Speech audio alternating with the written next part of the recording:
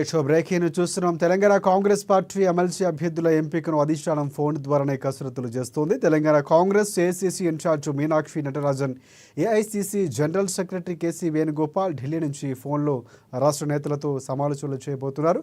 ఇక ముఖ్యమంత్రి Revanth Reddy, deputy CM Bhatti Vikramarka, మంత్రి ఉత్తమ్ కుమార్ రెడ్డి, పీసీసీ అధ్యక్షుడు మహేష్ కుమార్ గౌడ్తో విడివిడిగా మాట్లాడే అభిప్రాయాలు తెలుసుకోబోతుంది ఏఐసీసీ టీం. ఇక ఇవాళ రాత్రికే ఎమ్మెల్యే కోట, ఎమ్మెల్సీల ప్రకటన చేయబోతున్నట్లు ఒక సమాచారం అందుతోంది.